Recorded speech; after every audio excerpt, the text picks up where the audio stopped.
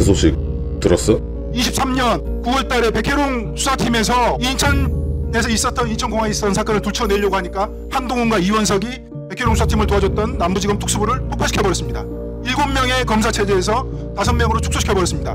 마약검사 2명 인사조치해버렸습니다. 부장검사 날렸습니다. 서장검사 날렸습니다. 그리고 마약사부 뺏어가지고 1차장 산하로 보내버렸습니다. 그 이후에 영장을 막아서기 시작했습니다. 수사는 진행될 수 없었죠. 이거 검찰이 한 행위입니다. 자, 심우정 보겠습니다. 마약 게이트 은폐 이후에 승진해서 인천지검장에서 검찰총장으로 갔어요. 신준호 마약 게이트 은폐 이후에 승진해가지고 강력부 부장에서 차장검사로 갔습니다.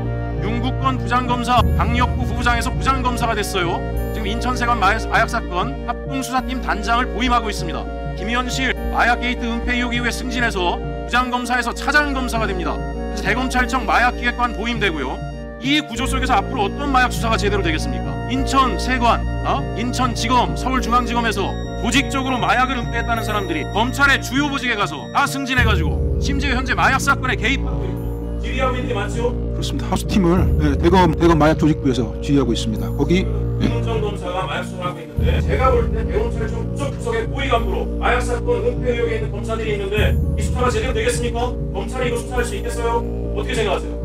도둑이 셀프 수사하는 거죠. 이 마약 게이트에서 검찰이 직접 수사를 하면서 위법행위를 했던 이 검찰 게이트만 간단하게 말씀드리겠습니다. 내용이 너무 복잡하고요. 관련 권력기관들이 너무 많이 개입되어 있는 사건이기 때문에 검찰 얘기만 잠깐 하겠습니다. 공항에 말레이시아 조직원 21명의 조직원이 12차례 침투를 합니다. 한 달 동안 연 인원으로 따지면 36명입니다. 23년 1월 23일부터 계속해서 들어오다가 우연찮게 2월 5일날 공항 입국장에서 검거가 됩니다. 검거된 경위는 우리 나경민, 김정민 수사관이 얘기했듯이 기계적으로 일을 해서 검거가 된 거예요. 기계적으로 일을 했다는 것은 아무 생각 없이 근무한 게 아니고 배운 대로 원칙대로 했다는 얘기입니다. 선배들이 자꾸 말레이시아 조직원들 전자 통관 시스템을 지우니까 이 사람이 그걸 보고 도저히 안 되겠다 싶어서 아피스를 걸었어요. 그런데 아피스 걸었을 때 4명이 들어왔는데 1명만 검거되고 3명이 도망갔습니다. 3명이 도망간 사실을 인천지검 강력부 김현실 부장검사팀에서 빨리 인지를 하고요. 추적 수사를 했습니다.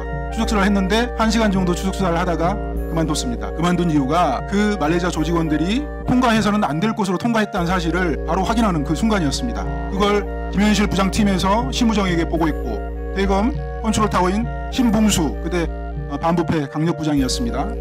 바로 보고했습니다. 그때 이후에 이 사건이 진행되지 않았습니다. 기가 막힌 일이죠. 이걸 막을 수 있는 사람이 심우정이 인천지검장이 공항을 통제해서 막을 수 있습니까? 어림없습니다. 바로 대통령실에서 개입을 해서 막은 거죠. 그것은 대통령실에서 근무를 해본 사람들, 근무를 해본 경험이 있는 공직자들은 상식적으로 다 이해할 수밖에 없는 상황이에요. 그런 상황에서 한동훈 법무부 장관이 다음날 메시지를 냅니다. 이 사실을 알고 한동훈이 2월 5일에 개입할 수도 있습니다. 개입했을 가능성도 있습니다. 2월 6일날 심우정 인천지검장에게 경고 메시지를 보냅니다. 전국의 지검장 마약 유통책 정확히 엄정하게 검거해서 법정 최고형을 구형하라고 심우정한테 경고 메시지를 내지만 심우정이 들은 척하지 않습니다. 그 이후에 계속해서 마약 조직원들이 들어오게 됩니다. 물론 그때 뒤를 봐줬던 공범에 가담했던 인천세관 직원들이 영웅이 되었습니다. 아예 관리를 합니다. 그걸 지켜보다가 2월 27일 날 서울중앙지검에서 검찰이 이래서는 안 되겠다 싶었나 봐요. 그래서 서울중앙지검에서 김해공항을 내려갑니다. 그때 그 김해공항에 내려가지고 3명을 검거해 왔는데 이 3명이 기존에 있었던 범죄 사실을 다 자백을 합니다. 인천에 1월 27일 세관 직원들이 도와줬던 그 상황, 마약 조직원들이 이전에 들어왔던 사실들을 모두 자백을 하는데 조용히 하세요. 조용히 하세요. 자, 진행하십시오. 네, 국가 안보와 국민의 생명과 안전이 걸린 문제입니다. 좀 들어주십시오. 마약까지 막으려고 마약까지 막으려고 서영교 의원님, 대꾸를 하지 마세요. 자, 증인한테 집중해 주세요. 중앙지검에서 뜬금없이 김해공항에 내려와서 3명을 검거를 하죠. 검거를 해왔는데 그 말레이시아 조직원들이 자백을 해버린 겁니다. 그때 들어왔던 사안들을, 그리고 세관 직원들이 도와줬던 사실들을 자백을 하는 거예요. 근데 그런 것들을 덮어버렸죠. 중앙지검에서는 나중에 수사를 하면 어떻게 해야 되겠습니까? 말레이시아 조직원들 드러난 사실이 12차례 21명의 조직원이 계속해서 침투를 했는데 그 사건을 수사를 해야 되겠죠. 그 사건을 말레이시아 조직원에 가담했던 공범들, 세관 직원들을 검거해서 수사를 해야 되겠죠. 그리고 더 중요한 게 있습니다. 세관 직원들을 덮어줬던, 축소 은폐했던 인천지검 강력부 김현실 부장팀, 차장검사 심우정 지검장을 체포해서 수사를 해야죠. 그게 검찰의 존재 이유입니다. 근데 왜 안 했을까요? 대검 컨트롤 타워에서 이 사건을 단절을 시켰어요. 나중에 드러나지 않도록 덮어놨어요. 아주 어지럽혀 놨습니다. 그걸 확인하는데 제가 6개월에서 7개월 걸렸습니다. 그걸 한동훈, 이원석, 송경호 개입했습니다. 그리고 나서 어떻게 됐습니까? 그 마약이 한 번 검찰에서 덮어주는 신호를 보냈기 때문에 국정원이 눈을 감았습니다. 광첩사가 눈을 감았고 인천공항공사, 관세청, 경찰이 눈을 감았습니다. 계속해서 마약이 들어왔어요. 계속해서 들어왔습니다. 심지어 나무도마로 들어와 있습니다.